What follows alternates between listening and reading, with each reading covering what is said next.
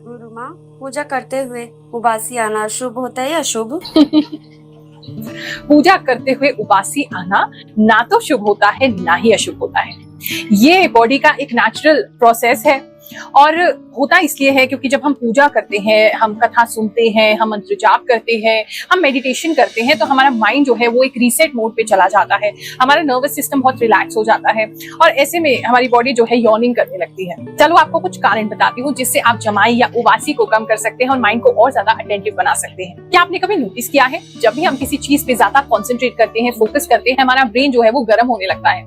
तो यॉर्निंग के द्वारा हमारी बॉडी जो है उस टेम्परेचर को बैलेंस करती है, ज्यादा एयर फ्लो इंटेक करती है और ब्लड फ्लो भी बढ़ाती है। साथ ही कभी हमारा कार्बन डाइऑक्साइड का बैलेंस बहुत ज्यादा बॉडी में बढ़ जाता है, ऑक्सीजन डिक्रीज होता है, तो उस केस में भी बॉडी यॉर्निंग करती है, उबासी लेती है ताकि वो अपने ऑक्सीजन लेवल को ठीक कर सके। दूसरी बात ये है कि अगर आपका शरीर बहुत ज्यादा पूजा से पहले थका हुआ है या मेंटली या फिजिकली आप एग्जॉस्टेड है, तो भी आपको यॉर्निंग यानी उबासी आ सकती है। सम न्यूरोलॉजिस्ट सजेस्ट कि ये जो यॉर्निंग होता है, उबासी होती है, इससे हम अपनी अटेंशन को रीसेट करते हैं।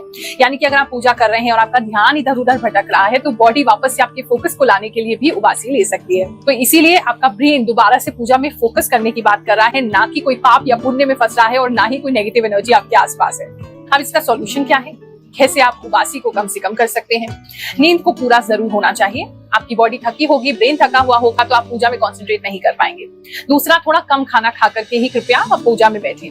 तीसरा, ये कर सकते हैं कि आप पूजा करने से पहले या जाप करने से पहले थोड़ा सा अगर ब्रीदिंग कर लें, 2 मिनट भी ब्रीदिंग कर लें, तो माइंड और ज्यादा फोकस हो जाता है। अगर आपको पता है कि आज आपको लंबी पूजा में बैठना है, हवन में बैठना है, यज्ञ में बैठना है, कथा में बैठना है, तो उस केस में ठंडे पानी से नहाने का प्रयास करें। नहीं तो ठंडे पानी से मुंह धोएं, उससे आपका बॉडी जो है वो और ज्यादा सतर्क रहता है। साथ ही जब मंत्र जाप कर रहे हैं, तो एक एक मंत्र को माला के ऊपर जब आप कर रहे हैं, उसका उच्चारण, उसके वाइब्रेशंस या फिर उसका जो शब्द का अर्थ है उसको महसूस करके करेंगे, तो आपको नींद नहीं आएगी या उबासी भी कम आएगी। साथ ही चंदन, कपूर, गुलाब ऐसी सात्विक जो सुगंध होती है उनका प्रयोग करें, इससे भी आपको हेल्प मिलेगी। लास्ट ये है कि अगर उबासी आ भी जाए तो उसको आने दें, परेशान ना हो, आप अपना काम करें, शरीर अपना काम कर रहा है।